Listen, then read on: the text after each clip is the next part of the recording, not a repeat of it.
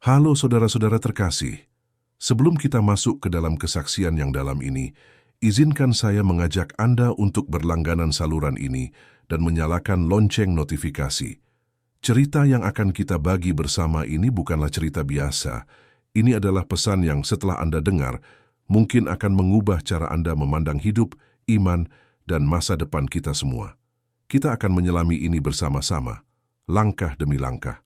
Nama saya Billy Graham. Selama lebih dari 40 tahun, saya telah berdiri di hadapan jutaan orang, membagikan kabar baik tentang Yesus Kristus. Saya telah menyaksikan kuasa doa, melihat air mata pengampunan, dan merayakan hidup haul yang dipulihkan. Saya telah berbicara dengan para pemimpin dunia, dengan para ilmuwan, dengan orang-orang yang ragu, dan dengan para pencari kebenaran. Namun dalam semua pelayanan saya, belum pernah saya menemui sebuah kesaksian yang begitu mengguncang jiwa saya seperti yang satu ini. 3 hari yang lalu, sebuah email masuk ke kotak surat saya. Email dari seorang ayah. Isinya sederhana, namun penuh gema. Dia meminta saya untuk menceritakan kepada dunia apa yang dialami putranya yang berusia 7 tahun. Dan saya harus jujur pada Anda, jujur di hadapan Tuhan dan di hadapan Anda semua. Apa yang akan Anda dengar ini telah membuat saya terjaga di malam hari. Karena jika apa yang dilihat anak ini adalah kebenaran dan saya punya alasan serius untuk percaya bahwa itu benar, maka kita hanya memiliki beberapa minggu lagi sebelum sebuah peristiwa yang akan menjadi yang paling menentukan dalam hidup kita. Tanggal 31 Desember 2025. Hidup seperti yang kita kenal akan berakhir. Saya tidak bicara tentang fiksi ilmiah. Saya tidak bicara tentang fantasi agama tanpa dasar. Saya bicara tentang apa yang dilihat seorang anak berusia 7 tahun, dengan kejelasan yang menentang semua logika manusia, dan yang secara mengejutkan selaras dengan nubuatan-nubuatan Alkitab kuno yang banyak telah dilupakan atau diabaikan. Ini adalah kisah David, dan saya harus memperingatkan Anda, setelah mendengarnya, mungkin tidak ada yang akan sama lagi bagi Anda.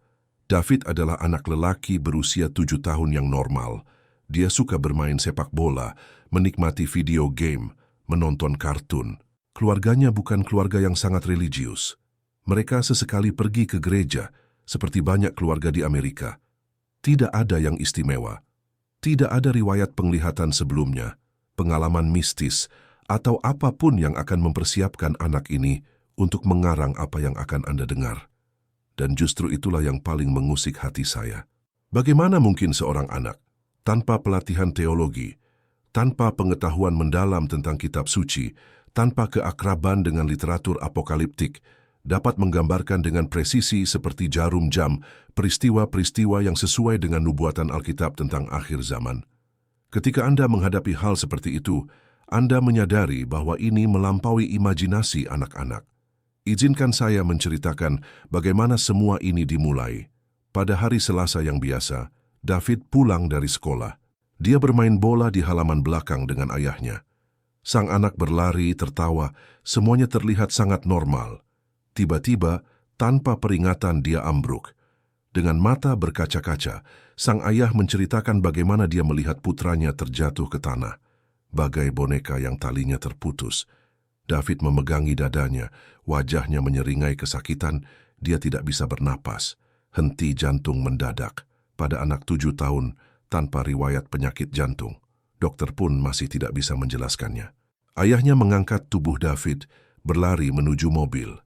Dia berkata, menit-menit itu adalah yang terpanjang dalam hidupnya. Dia menyetir dengan kencang menuju rumah sakit terdekat, sementara putra satu-satunya itu, nyawanya semakin memudar di kursi belakang. David kemudian mengingat bahwa dia bisa melihat air mata ayahnya. Dia ingin berkata, "Aku baik-baik saja, ayah." Tapi tidak ada satu kata pun bisa terucap. Tubuhnya padam. Kehidupannya pergi. Mereka tiba di UGD. Dalam hitungan detik, dokter dan perawat mengelilingi David, menempatkannya di atas tandu dan berlari melalui koridor. David ingat lampu-lampu di langit-langit, berlalu satu demi satu, semakin cepat, bagai melalui terowongan menuju ketidakpastian. Lalu, kegelapan total. Disinilah kisah ini berhenti menjadi sekadar kasus medis dan berubah menjadi sesuatu yang menantang semua hukum realitas yang kita pahami. Karena David tidak tinggal dalam kegelapan itu. Apa yang dia alami selama kira-kira 4 menit, jantungnya berhenti berdetak, tidak hanya mengubah hidupnya, tetapi jika apa yang dia lihat itu benar, dapat mengubah hidup setiap manusia di planet ini. David tidak melihat kegelapan. Yang dia lihat adalah cahaya paling terang yang tak pernah bisa dibayangkannya. Bukan cahaya lampu, bukan matahari, bukan lampu sorot apapun yang dikenal manusia. Itu adalah cahaya yang terasa hidup, cahaya yang memancarkan cinta dalam bentuknya yang paling murni. Dan percayalah, ketika seorang anak 7 tahun menatap mata Anda dan berkata dia merasakan cinta dari semua orang yang pernah mencintainya, terkonsentrasi dalam satu saat, mustahil untuk tidak menggigil. David mendapati dirinya mengambang di atas tubuhnya sendiri. Dia melihat para dokter bekerja dengan putus asa pada sosoknya yang tak bergerak. Dia menceritakan detail sangat konkret tentang resusitasi yang kemudian saya konfirmasi dengan staf medis, hal-hal yang tidak mungkin diketahui anak seusianya. Dia menggambarkan model defibrilator, mengulangi kata-kata persis yang diteriakkan dokter utama. Saat upaya pertama gagal, dia melihat ayahnya di sudut ruangan, menutupi wajah dengan tangan dan menangis. Dan semua ini terjadi sementara jantung David berhenti. Secara resmi, dia mati. Pengalaman mendekati kematian, kata para skeptis. Halusinasi karena kekurangan oksigen di otak. Dan saya akan menjawab, mereka benar untuk bersikap skeptis. Saya juga, sampai batas tertentu. Tapi dengarkan baik-baik, karena apa yang terjadi selanjutnya tidak bisa dijelaskan oleh hipoksia atau halusinasi. Tiba-tiba, David tidak lagi berada di ruang rumah sakit. Dia berada di suatu tempat yang dia gambarkan dengan kata-kata yang tidak cocok dengan kosakata anak 7 tahun. Dia berbicara tentang dimensi yang melipat diri, warna-warna yang tidak ada dalam spektrum kasat mata kita, suara yang bukan berasal dari instrumen, tetapi dari tenunan ruang itu sendiri. Udara bersinar, katanya pada saya, seolah terbuat dari berlian-berlian kecil yang hidup. Ada musik, tapi tidak seperti yang kita kenal. Seolah setiap atom di tempat itu menyanyikan simfoni yang bergema langsung ke jiwanya. Dan perasaan damai, kepenuhan, berada tepat di tempat yang seharusnya. Sangat luar biasa hingga anak itu menangis saat menceritakannya. Bukan karena sedih, tetapi karena bahasa manusia tidak cukup untuk menggambarkan keindahan sebanyak itu. Kemudian, melalui semacam kabut emas yang tampak memiliki kesadarannya sendiri, dia melihat seorang sosok mendekat, dan David tahu seketika, itu adalah Yesus. Di sini saya harus berhenti sejenak. Deskripsi yang diberikan anak ini tidak sesuai dengan gambar-gambar tradisional di gereja atau buku anak-anak. David berkata Yesus lebih tinggi dari pria manapun yang pernah dilihatnya. Matanya, anak ini menceritakannya dengan rasa hormat sakral yang membuat darah saya membeku. Itu seperti melihat pusat alam semesta itu sendiri, ujarnya. Mereka melihat segalanya, mengetahui segalanya. Setiap pikiran, setiap kesalahan, setiap momen memalukan. Namun mereka memancarkan cinta yang begitu besar sehingga segalanya menjadi tidak penting. Yesus memanggilnya dengan namanya, David. Dan David meyakinkan saya ketika mendengar namanya diucapkan oleh suara itu, rasanya seperti mendengar lagu terindah yang pernah ada. Seolah namanya dirancang khusus untuk terdengar persis seperti itu dari mulut itu. Suara Yesus, katanya, bukan hanya suara. Itu adalah pengalaman multi-indrawi yang bergetar di setiap sel keberadaannya.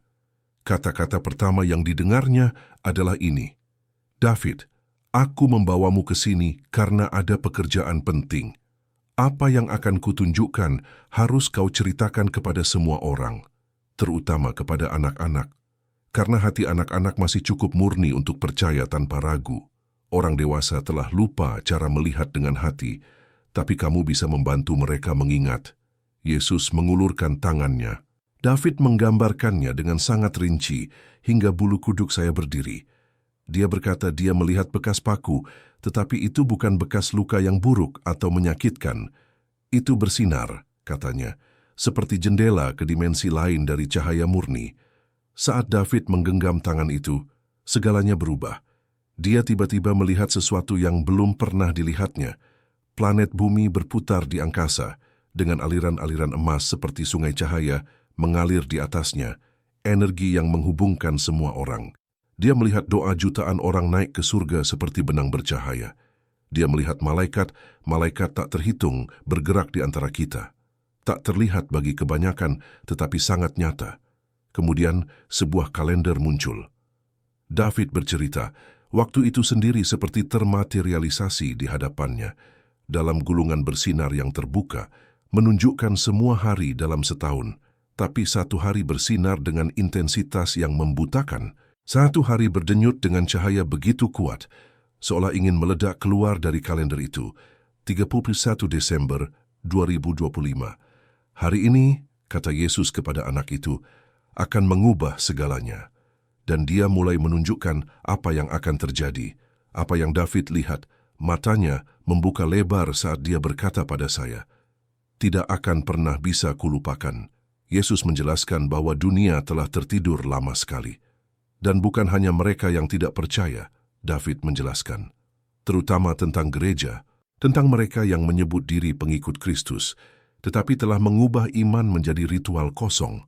Mereka pergi ke gedung pada hari Minggu, menyanyikan lagu, mendengarkan khotbah, tapi banyak yang telah melupakan apa artinya, benar-benar mengenalnya, merasakan hadiratnya, membiarkan kasihnya mengubah hati dari dalam. Pada hari ini, hari terakhir tahun itu, kata Yesus kepada David, "Aku akan membangunkan semua orang. Beberapa akan bangun, melihat terang, dan mengikutku. Yang lain akan bangun dan menutup mata mereka erat-erat, karena mereka takut pada terang." Inilah pemisahan besar saat gandum dan lalang akan dipisahkan untuk selamanya. Lalu penglihatan-penglihatan itu pun dimulai. Dan di sini, tanggung jawab saya sebagai pengkhotbah Injil menjadi sangat penting. Karena David menggambarkan adegan-adegan dengan tingkat detail yang luar biasa, dengan koherensi internal yang kuat, dengan pengetahuan tentang hal-hal yang tidak seharusnya diketahui anak 7 tahun. Menganggapnya hanya sebagai imajinasi bagi saya terasa mustahil. Dan dimulailah penglihatan itu. David melihat orang-orang di seluruh Amerika, di seluruh dunia, tiba-tiba berhenti di tengah apapun yang sedang mereka lakukan. Di kantor, sekolah, toko, rumah. Jutaan orang pada saat yang bersamaan merasakan sesuatu yang tak bisa dijelaskan, sebuah panggilan. Bukan dengan kata-kata, tetapi langsung ke dalam hati. Seperti seseorang menyalakan sebuah lampu di dalam diri mereka yang telah padam selama bertahun-tahun. Dia melihat pria dewasa yang kuat, yang tak pernah menangis di depan umum, jatuh berlutut di tengah jalan dan menangis seperti anak kecil. Itu bukan kesedihan. Itu adalah keterkejutan merasakan untuk pertama kalinya kasih Allah menyentuh hati mereka dengan nyata. Bukan sebagai ide abstrak, tetapi sebagai kekuatan yang nyata dan menyelubungi. David menggambarkan seorang wanita di supermarket yang tiba-tiba melepaskan kereta belanjanya dan terdiam, sementara air mata mengalir di pipinya. Bibirnya berulang kali berkata, "Ampuni aku, ampunilah aku, ampunilah aku." Seorang pengusaha di tengah rapat penting, berdiri tanpa berkata apa-apa, keluar dari gedung dan duduk di bangku taman, diliputi kenangan akan semua kali dia memilih uang di atas orang, kesuksesan di atas kejujuran. Tetapi, tidak semua bereaksi sama, dan ini penting. David melihat orang lain yang juga merasakan panggilan itu, juga merasakan sentuhan di hati, tetapi memilih mengabaikannya. Terlihat dari wajah mereka, mereka tahu sesuatu terjadi, tetapi mereka takut. Takut akan apa artinya menjawab panggilan itu. Takut akan perubahan, takut kehilangan kendali atas hidup mereka. Jadi mereka menggelengkan kepala, menaikkan volume televisi, mengenakan earphone, menyibukkan diri dengan pekerjaan. Apapun agar tidak mendengar suara yang memanggil dari dalam. Yesus menunjukkan pada David bahwa inilah awal dari pemisahan. Mereka yang menjawab panggilan dan mereka yang menolaknya. Di hari yang sama itu, David melihat gereja-gereja, dan apa yang dia gambarkan membuat saya menggigil. Dia melihat dua jenis gereja yang sangat berbeda. Di beberapa terjadi sesuatu yang indah. Para gembala menangis di mimbar, memohon pengampunan karena lebih mementingkan angka dan uang daripada benar-benar membantu orang mengenal Yesus. Para jemaat saling berpelukan, berdoa bersama. Dan ada sesuatu dalam kesaksian ini yang mustahil diabaikan. David menggambarkan mukjizat terjadi selama kebaktian. Seorang wanita di kursi roda bangkit dan berjalan. Seorang yang buta mulai melihat. Seorang gadis kecil yang tak bisa bicara mulai menyanyikan pujian. Roh Kudus, kata David dengan kata-kata persis itu, hadir di sana begitu kuat, hampir bisa terlihat seperti awan emas memenuhi seluruh gedung. Tetapi di gereja lain, dan inilah yang paling mengusik hati saya, terjadi sesuatu yang mengerikan. Para gembala dari mimbar berkata pada orang-orang untuk tidak terbawa emosi, untuk tidak percaya pada tanda-tanda dan mukjizat, bahwa semua hal supernatural adalah palsu, berbahaya, atau bahkan dari iblis. Mereka lebih khawatir tampil masuk akal dan menjaga kendali daripada membiarkan Allah melakukan apa yang ingin Dia lakukan. Beberapa hampir menyuruh orang pergi jika mereka mulai menangis, berdoa dengan suara keras, atau mengangkat tangan. Wajah Yesus, menurut David, terlihat sangat sedih ketika menunjukkan hal ini. Lalu Yesus berkata, sesuatu yang menusuk hati saya. Mereka adalah gembala-gembalaku yang telah berubah menjadi serigala. Mereka seharusnya menuntun domba-dombaku ke padang rumput hijau, tetapi malah menjauhkan mereka dariku. Segalanya menjadi lebih intens seiring hari berjalan. David menggambarkan gempa bumi di tempat-tempat yang biasanya tidak mengalaminya. Gedung-gedung berguncang, tanah terbelah.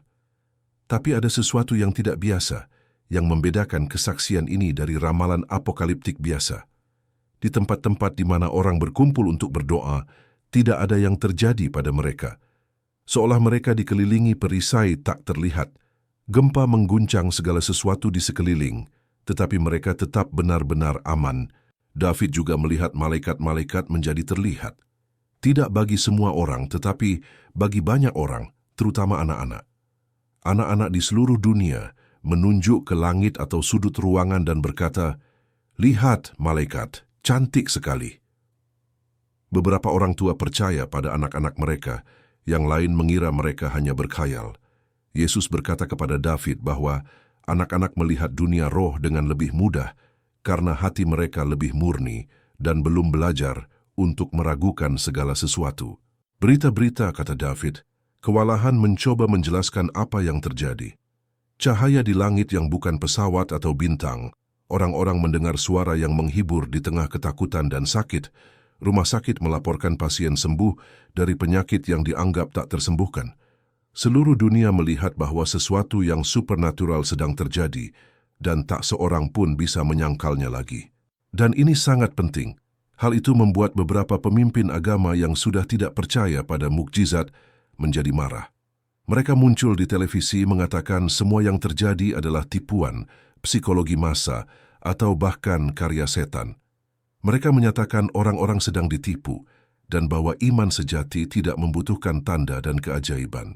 Denominasi-denominasi yang telah hidup berdampingan berabad-abad mulai terpecah. Separuh percaya Allah benar-benar bekerja. Separuh lagi berpikir semuanya adalah penipuan. Yesus berkata pada David bahwa perpecahan ini diperlukan. Aku memanggil umatku untuk keluar dari gedung-gedung agama yang tidak memiliki kehidupan dan masuk ke dalam hubungan yang benar denganku. Ini akan menyakitkan, tetapi akan membuat mempelaiku bersih dan siap untuk apa yang akan datang. Dan sementara saya mendengar semua ini dari mulut seorang anak, sementara saya melihat keyakinan di matanya, saya bertanya pada diri sendiri, berapa banyak dari gereja kita hari ini yang benar-benar hidup? Berapa banyak yang hanyalah klub sosial dengan lapisan agama? Berapa banyak yang lebih tertarik melestarikan tradisi daripada mengalami Allah yang hidup? Lalu, hal supernatural menjadi begitu jelas, sehingga bahkan yang tidak percaya pun harus menghadapi kebenaran. David melihat para ateis yang menghabiskan hidup menyangkal keberadaan Allah, jatuh berlutut karena mereka melihat Yesus dalam penglihatan atau merasakan kehadirannya begitu kuat hingga tidak bisa lagi disangkal. Anggota geng yang telah menyakiti banyak orang, menangis dan membuang senjata mereka karena kasih Allah telah melelehkan hati yang mengeras. Politisi yang hanya peduli pada kekuasaan dan uang, mengundurkan diri dari jabatan untuk mencari Allah dan memahami apa yang benar-benar Dia kehendaki dalam hidup mereka. Yesus menunjukkan kepada David bahwa inilah panen besar yang telah dia nantikan. Wajahnya tampak begitu bersukacita cerita anak itu, seperti petani yang menunggu sepanjang tahun akhirnya dapat memetik buah. Ladang sudah siap. Aku telah mempersiapkan banyak hati untuk waktu yang lama, katanya kepada David. Dan sekarang saatnya telah tiba untuk membawa mereka pulang. Tapi aku butuh penolong. Aku butuh orang-orang yang tidak takut mengatakan kebenaran, yang tidak mengencerkan pesanku agar lebih disukai, yang tidak memutarbalikkan kata-kataku hanya agar semua merasa nyaman. Dan di sini, Dia menantang kita semua. Apakah kita bersedia menjadi penolong-penolong itu? Bersedia mengatakan kebenaran meski tidak populer? Bersedia tetap teguh meski itu membuat kita ditolak banyak orang? Kemudian, apa yang David gambarkan tentang hari itu menjadi begitu luar biasa, hingga saya kesulitan menemukan kata-kata.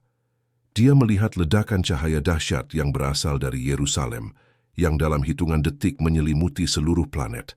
Setiap orang di bumi merasakan sentuhannya. Bagi mereka yang hatinya terbuka bagi Allah, itu membawa kedamaian dan kepastian yang belum pernah dikenal sebelumnya. Tiba-tiba mereka memahami hal-hal yang dulu tak bisa dicerna. Mereka merasakan hubungan dengan Yesus yang nyata, pribadi, dan mengubah.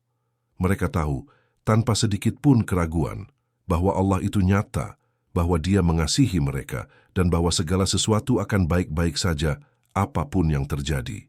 Bagi mereka yang hatinya tertutup, mengeras akibat bertahun-tahun kesombongan, dosa, dan egoisme, cahaya itu justru menakutkan dan memicu kemarahan. Alih-alih membuka hati, mereka menguncinya lebih rapat. Mereka menjadi lebih memberontak, lebih bertekad untuk melawan Allah, dan siapapun yang mengikutinya. Pemisahan itu menjadi sempurna. Cukup dengan melihat wajah seseorang, Anda bisa tahu apakah dia telah menerima terang atau menolaknya. Inilah awal dari panen akhir zaman, kata Yesus dengan suara yang mengguncang seluruh penglihatan itu. Apa yang akan terjadi pada hari ini akan memicu peristiwa-peristiwa yang menuntun pada kedatanganku kembali. Katakan pada semua orang untuk mempersiapkan hati mereka. Karena aku datang segera, bukan dengan cara yang menakutkan, tetapi dengan kemuliaan bagi semua yang menantikanku. David bercerita bahwa kemudian Yesus menunjukkan apa yang akan terjadi setelahnya. Dunia tidak akan pernah sama lagi. Orang-orang yang telah merangkul kebangkitan rohani mulai membentuk komunitas. Mereka saling memperhatikan, berbagi segala yang mereka miliki, dan hidup menurut hukum Allah, bukan hukum dunia. Mereka mengalami mukjizat setiap hari. Makanan berlipat ganda ketika seharusnya habis. Orang sakit disembuhkan melalui doa. Mereka menerima hikmat untuk masalah-masalah yang tampaknya mustahil. Ada sukacita dan damai, bahkan ketika segala sesuatu di sekitar mereka runtuh. Wajah mereka bersinar dan bahkan mereka yang membenci pun tak bisa tidak memperhatikan ada sesuatu yang berbeda pada mereka. Sebaliknya, mereka yang menolak kebangkitan menjadi lebih putus asa dan kejam. Kriminalitas meningkat di tempat-tempat di mana orang telah mengatakan tidak pada Allah.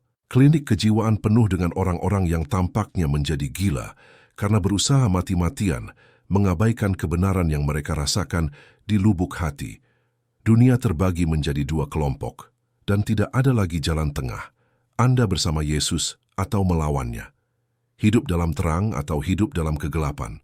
David melihat pemerintah berusaha mengesahkan undang-undang melawan hal supernatural, menyebutnya sebagai ekstremisme berbahaya dan fanatisme agama.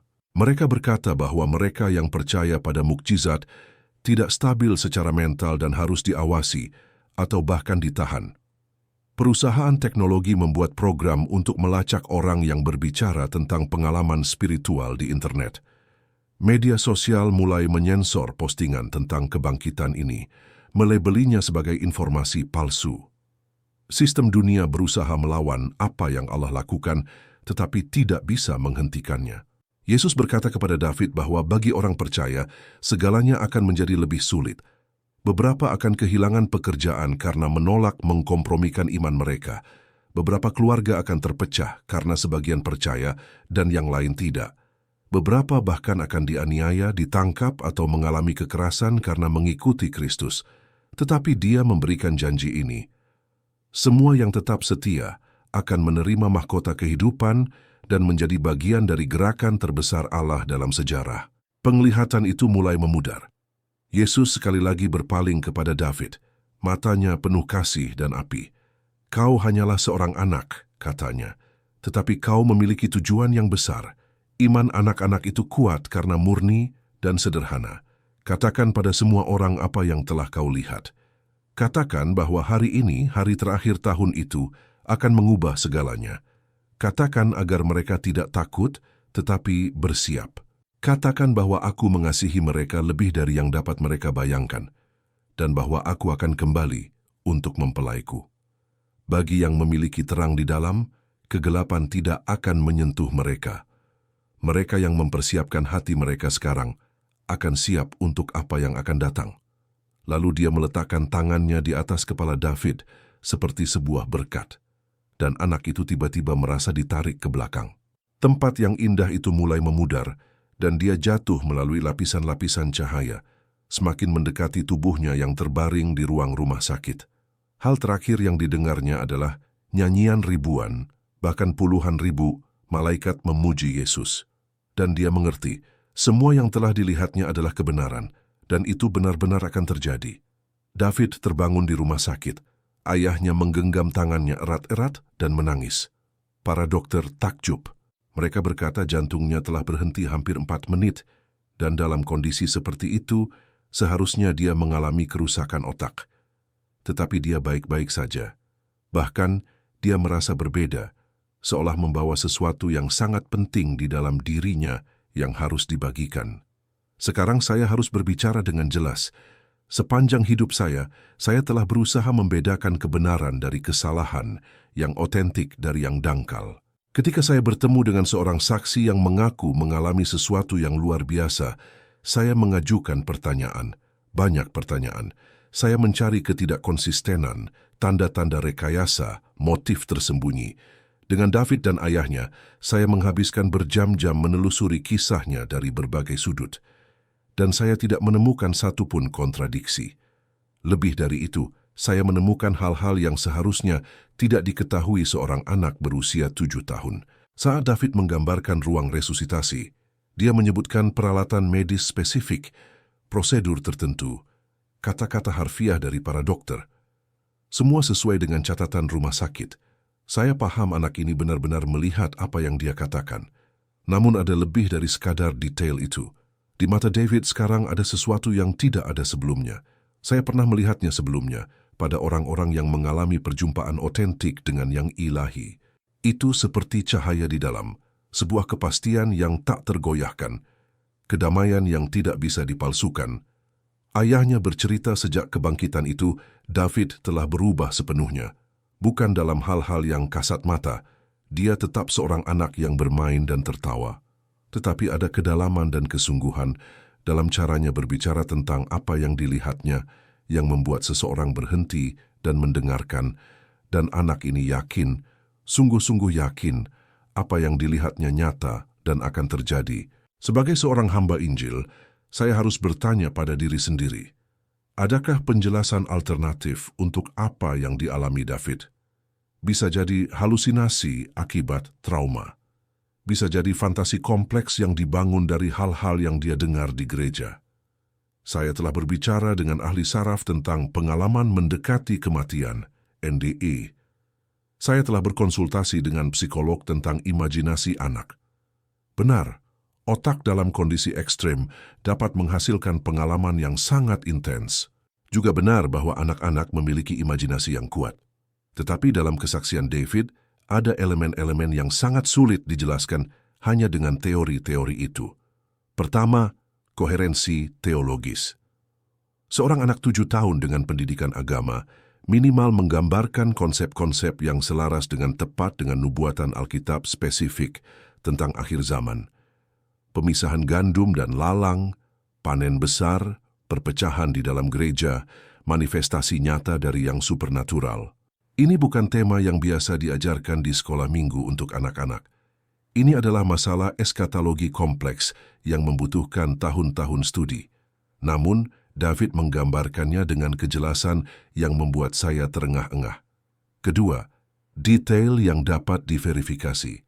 Seperti telah saya katakan, David menggambarkan aspek-aspek resusitasi yang dikonfirmasi oleh staf medis. Tetapi dia juga menyebutkan detail tentang masa depan yang dapat dan harus kita periksa. Peristiwa-peristiwa ini akan terjadi pada 31 Desember 2025. Ini adalah tanggal yang konkret. Bukan suatu hari nanti yang samar, melainkan hari yang spesifik. Dan itu sangat menarik, karena kita tidak harus menunggu lama untuk mengetahui apakah David melihat sesuatu yang benar. Ketiga, dampak emosional dan psikologis. Saya telah mewawancarai banyak orang yang menceritakan pengalaman spiritual. Beberapa jelas mencari perhatian, yang lain bingung, yang lain lagi sangat trauma oleh sesuatu yang tidak tahu bagaimana menjelaskannya. David tidak masuk ke dalam kategori manapun. Dia tidak mencari perhatian. Keluarganya justru sangat berhati-hati membuka kisah ini. Dia tidak bingung, kisahnya jelas dan konsisten. Dia tidak trauma. Dia diubah secara mendalam dan positif. Ada perbedaan besar antara seseorang yang terganggu oleh apa yang dialaminya dan seseorang yang diubah menjadi lebih baik oleh apa yang dialaminya. Karena itu, sebagai seorang pengkhotbah, saya harus mengatakan ini. Meskipun saya tidak dapat membuktikan dengan kepastian ilmiah mutlak bahwa pengalaman David itu nyata, bukti-buktinya luar biasa kuat.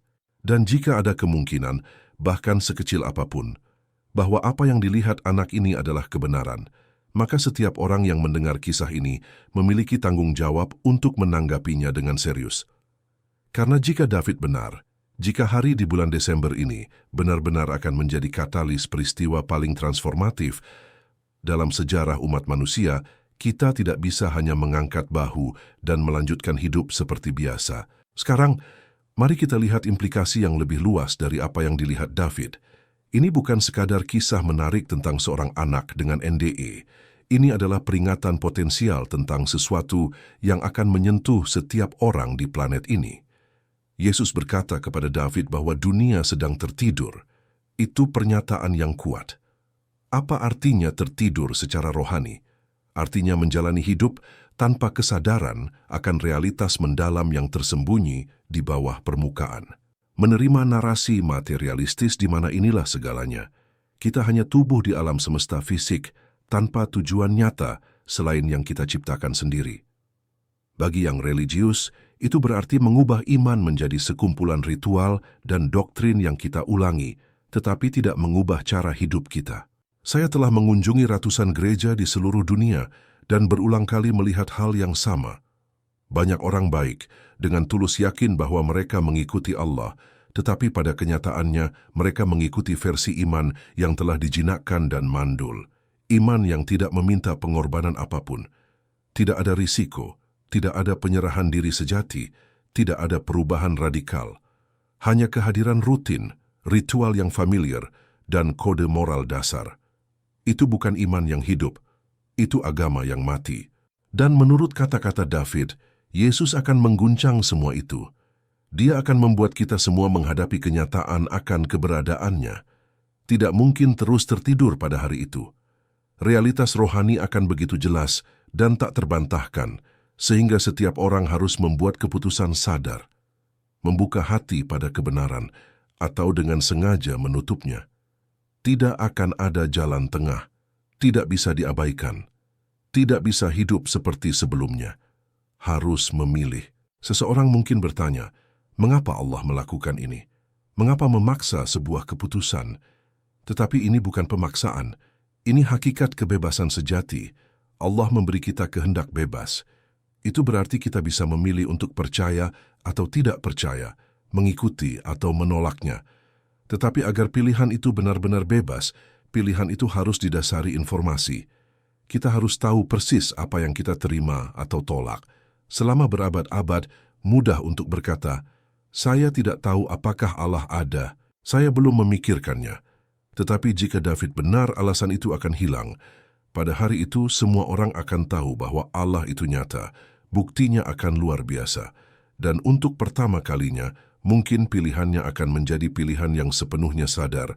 Saya membuka hati atau saya menutupnya. Allah tidak memaksa siapapun untuk mengasihinya. Dia hanya menunjukkan diri dengan cara yang begitu jelas, sehingga dia tidak bisa lagi disangkal. Apa yang dilakukan setiap orang dengan informasi itu? Itulah pilihan yang sepenuhnya pribadi. Allah tidak bermain-main dengan dunia ini. Apa yang dilihat David bukan peristiwa lokal, bukan kebangunan rohani di satu kota atau negara. Ini adalah peristiwa berskala planet yang akan menyentuh setiap manusia hidup, dimanapun mereka berada, apapun latar belakangnya. Bayangkan sejenak, jutaan orang di Cina merasakan sentuhan yang sama pada saat yang bersamaan dengan jutaan orang di Brasil, Nigeria, Rusia, Australia. Bayangkan eksekutif di pencakar langit Manhattan dan nelayan di desa terpencil di Pasifik mengalami realitas rohani yang sama secara bersamaan. Bayangkan pemimpin dunia di tengah rapat politik tingkat tinggi terganggu oleh sesuatu yang tidak bisa mereka kendalikan atau abaikan. David menggambarkan pemandangan konkret, rapat para pemimpin dunia, di mana beberapa dari mereka tiba-tiba mulai menangis tanpa bisa menjelaskan mengapa. Bursa saham berhenti karena para trader terlalu terguncang untuk melanjutkan. Rumah sakit di mana dokter dan pasien sama-sama terlibat dalam pengalaman yang sepenuhnya melampaui dinamika normal penyembuh dan yang sakit. Tapi dia juga melihat tempat-tempat gelap, pusat-pusat di mana hal-hal mengerikan direncanakan. Di sana, kata David, terang itu akan ditolak dengan kekerasan. Hati yang mengeras karena tahun-tahun kejahatan yang disengaja akan menutup lebih rapat lagi. Yang membuat darah saya membeku adalah deskripsi wajah mereka. David berkata, dia bisa melihat kegelapan secara harfiah mengonsumsi mereka, seolah sesuatu di dalam mereka mati secara definitif. Dengan menolak terang, Yesus menjelaskan, itulah hasil alami dari sebuah pilihan. Allah tidak mengutuk siapapun secara sewenang-wenang. Setiap orang mengutuk atau menyelamatkan dirinya sendiri, melalui pilihan yang dibuatnya di hadapan terang. Dan pada hari itu, pilihannya akan lebih jelas dari sebelumnya, karena terangnya akan lebih terang dari sebelumnya. Pesan Yesus melalui David juga sangat jelas tentang bagaimana mempersiapkan diri. Ini bukan tentang menyimpan makanan atau membangun bunker. Persiapannya adalah persiapan hati. Pertama, pertobatan. Banyak yang akan sampai pada hari itu dengan dosa-dosa yang tidak diakui, hubungan yang rusak, luka yang disimpan, dendam yang menumpuk. Semua itu akan menjadi tabir yang menghalangi mereka menerima terang sepenuhnya. Pertobatan adalah perubahan arah, keputusan untuk meninggalkan jalan yang salah dan mengambil jalan yang benar. Kedua, rekonsiliasi. Banyak yang punya konflik dengan keluarga, teman, rekan, tetangga. Sebelum hari itu tiba, carilah berdamai dengan semua orang yang Anda bisa. Jangan tunggu mereka yang melangkah pertama. Ambillah langkah pertama itu, meski terasa sulit dan memalukan. Karena pada hari itu, perpecahan yang belum sembuh akan menjadi jurang yang jauh lebih sulit untuk diseberangi. Ketiga, penyerahan diri total. Yesus berbicara tentang orang yang percaya padanya secara dangkal, yang memberinya sudut kecil dari hidup mereka, tetapi bukan pusatnya. Iman setengah-setengah tidak akan cukup. Allah tidak meminta kesempurnaan. Dia meminta seluruh hati kita, beserta segala ketidaksempurnaannya. David juga menekankan peran khusus keluarga dan anak-anak. Pada hari itu, akan ada keluarga yang mengalami kemuliaan Allah bersama-sama, terikat selamanya oleh terang yang sama. Tapi akan ada juga keluarga yang terbelah, suami yang menerima terang sementara istri menolaknya, anak-anak yang memeluk iman sementara orang tua mengejek. Aku datang bukan untuk membawa damai, tetapi pedang, kata Injil. Pedang itu akan memisahkan mereka yang memilih terang dari mereka yang memilih kegelapan. Tetapi bagi yang setia, meski kehilangan hubungan duniawi, mereka akan mendapatkan keluarga rohani yang akan menopang mereka. Pesan ini juga untuk para pemimpin gereja. Ujiannya akan nyata. Apakah Anda melayani Allah atau membangun kerajaan Anda sendiri? Apakah Anda menuntun orang kepadanya atau tanpa sadar menjauhkan mereka? Apakah Anda terbuka untuk hal baru dari Allah atau begitu melekat pada kendali sehingga Anda akan menolak pekerjaannya? Dan kepada setiap orang, dimanapun Anda berada dalam perjalanan Anda, pesan Yesus melalui David ini adalah untuk Anda. Aku datang segera. Kasihku padamu lebih besar dari yang dapat kamu bayangkan. Semua yang akan terjadi adalah untuk kebaikan mereka yang mengasihi aku. Jangan takut, karena aku telah mengalahkan dunia. Persiapkan hatimu, karena mempelai laki-laki datang untuk mempelai perempuannya. Ini bukanlah akhir, ini adalah awal. Aku menantimu. Saudara-saudara terkasih, saya tidak tahu apa yang akan Anda lakukan dengan kesaksian ini. Saya tidak bisa memaksa Anda untuk percaya. Saya hanya bisa mengatakan apa yang telah saya dengar, selidiki, dan percayai. Saya percaya David melihat sesuatu yang nyata. Saya percaya pada 31 Desember 2025, sesuatu yang luar biasa akan terjadi. Saya percaya kita masing-masing harus memilih di pihak mana kita akan berdiri. Dan di atas segalanya, saya percaya Yesus Kristus adalah Anak Allah yang mati untuk dosa-dosa kita, bangkit dari antara orang mati, dan akan datang kembali. Waktunya adalah sekarang. Keputusannya ada pada Anda. Kasih karunia tersedia. Kasih Allah menantikan Anda dengan tangan terbuka. Jangan sia-siakan momen ini. Jangan tunda sampai besok. Jangan tunggu sampai lebih nyaman. Bukalah hati Anda hari ini. Katakan ya pada Yesus hari ini. Bersiaplah hari ini, karena apa yang akan datang akan mengubah segalanya. Mereka yang siap akan menyambutnya sebagai berkat terbesar dalam hidup mereka. Mereka yang tidak siap akan mengalaminya sebagai krisis terbesar dalam hidup mereka. Pilihannya jelas, jalannya terbuka. Sang Juru Selamat menanti. Inilah kisah David, inilah pesan Yesus, dan inilah undangan saya untuk Anda.